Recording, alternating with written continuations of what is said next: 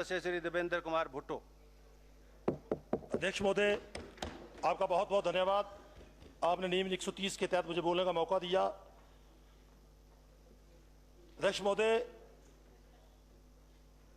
मैंने जो क्वेश्चन लगाया था वो लगाया था कि हिमाचल प्रदेश में कितनी गौशालाएं बनी और कितना धन वहां खर्च किया गया। पहले मुझे जवाब आया, उस जवाब में मैं हैरान हूं। 4 करोड़ की एक एंट्री गौशाला जो मजीण में बनी। ये जो गौशाला का मुद्दा है अध्यक्ष महोदय, ये भ्रष्टाचार का मुद्दा है। मेरी कंस्टिट्यूंसी में लगभग 6 गौशालाओं के करीब गौशाला तैयार हुई, ना उनके कोई टेंडर किए गए।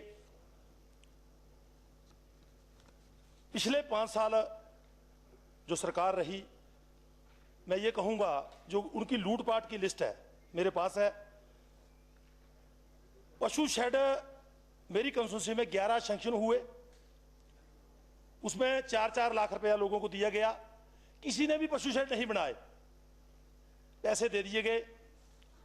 उसके बाद मेरी ही कंस्टिट्यूंसी में एक बहुत बड़ा घोटाला एक बकरियों का हुआ।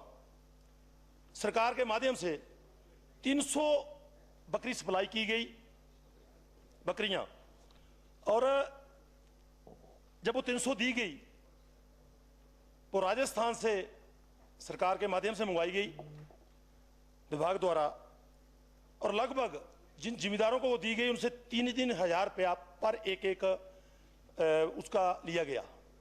उसके बावजूद जो उनके पास पहले के अपने जो पशुधन, उनके पास अपनी बकरियां थी, वो भी साथ में मर गई। 300 सप्लाई की गई, 800 मर गई। एक भी पैसा किसी को मुआवजा नहीं मिला। लोग चक्कर लगाते रहे, कभी दफ्तरों में, कभी वेटरनरी दफ्तर में, कभी सरकार के पास, किसी ने एक नहीं सुनी। और कई लोगों ने तो कर्जा लेके, वो लोन लेके जो है वो ली थी। और उसके बाद एक मेरी ही कंस्टिट्यूंसी में मुर्गी फार्म के नाम के ऊपर घोटाला हुआ, क्योंकि ये लगभग 7 मुर्गी फार्मों को 4-4 लाख रुपया दिया गया, और उसके साथ 800 बच्चा भी दिया गया मुर्गियों का, मगर कोई मुर्गी फार्म नहीं खुला। सब लोग पैसे खा गए। अब जब हमने पीछे विधानसभा में बात उठाई तो 2-3 लोग जो हैं जिन्होंने काम शुरू कर दिया कि हम जी मुर्गी फार्म बना रहे हैं। पैसे लिए हुए उनको खाते में डाले हुए लगभग 2-2 साल हो गए, 2.5 साल हो गए। उसके बाद कि मेरी ही विधानसभा में एक एग्रीकल्चर के नाम पर बहुत बड़ी लूट हुई। लगभग मुझे लगता है कुछ 100 के करीब ट्रैक्टर वहां दिए गए और ठेकेदारों को दिए गए एग्रीकल्चर के नाम के ऊपर, और एक परिवार में 3-3, 4-4। आप चेक कर सकते हैं।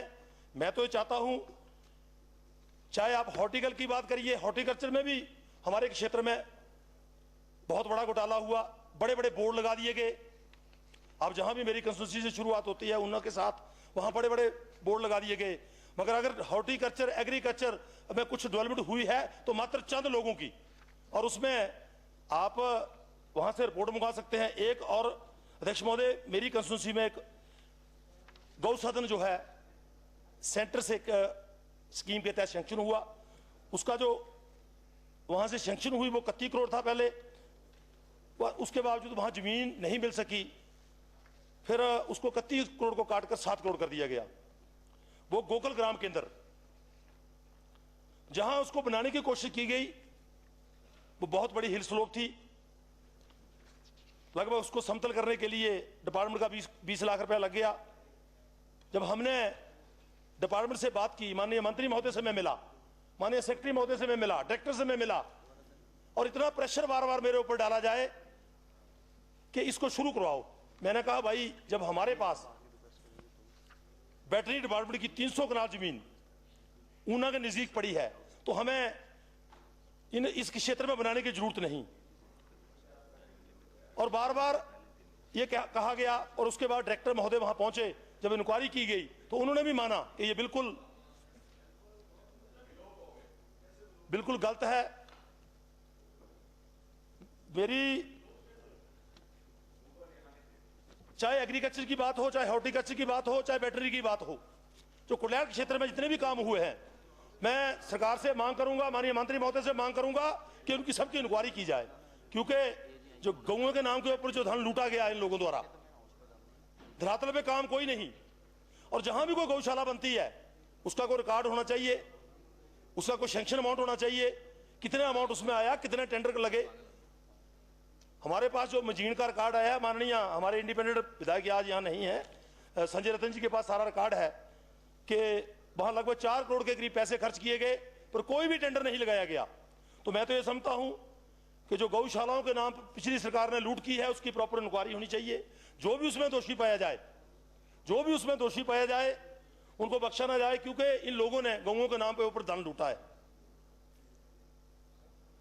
और जो गोकुल ग्राम केंद्र की मैंने बात की, अध्यक्ष महोदय, माननीय मंत्री महोदय यहां बैठे हैं, जब हमारे पास ऊना के नजदीक 300 कनाल जमीन प्लेन है तो हमें क्या जरूरत है उन ठाणा कलां की पहाड़ियों में बनाने की, क्योंकि वो इस करके बनाई गई पर्टिकुलर किसी परिवार को फायदा देने के लिए। तो ये भी जो सरकार के जो पैसे का दुरुपयोग हो रहा है इसके बारे में भी जरूर जल्दी से जल्दी इंक्वायरी हो, और इंक्वायरी करने के बाद स्थान जो है उसका चेंज किया जाए।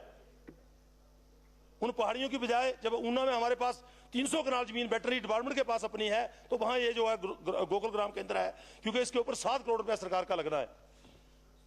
और भी जैसे मुर्गी पालन के बारे में बात की और बकरी पालन के बारे में बात की। एक अध्यक्ष महोदय, आपके माध्यम से राष्ट्रीय पशुधन मिशन के तहत जो बकरी पालन के लिए जो लोग बार बार स्कीमें भेज रहे हैं, उसमें लगभग पिछले 3-4 महीने से जो स्कीमें वहां दफ्तरों में पड़ी हैं वो भी सैंक्शन करवाई जाए। मंत्री महोदय के ध्यान में लाना चाहता हूं कि मेरी कंस्टिट्यूंसी से लगभग 6-7 केस बन के आए हैं, मगर उनको यहां अभी उनको परमिशन नहीं दी गई, क्योंकि जो गरीब लोग हैं वो इंतजार करते हैं कि सरकार द्वारा हमें कुछ मिले। मैं सरकार से पूर्ण जो ये मांग करता हूं, जो कुडलैंड क्षेत्र में पिछले 5 सालों में चाहे वेटरनरी के माध्यम से, चाहे एग्रीकल्चर के माध्यम से, चाहे हॉर्टिकल्चर के माध्यम से, क्योंकि पर्टिकुलर 4-5 परिवारों को फायदा दिया गया। चाहे एग्रीकल्चर के ट्रैक्टरों की बात हो, वो सिर्फ मात्र उन लोगों को फायदा दिया गया जो कोई ठेकेदार थे, एग्रीकल्चर वाले किसी को कोई फायदा नहीं दिया गया। तो इसकी जो है मैं ये चाहता हूं कि सरकार इसकी जांच करवाए और जो भी इसमें दोषी हो उनके ऊपर उचित कार्रवाई की जाए। धन्यवाद सर, आपने मुझे बोलने का मौका दिया, बहुत बहुत धन्यवाद सर।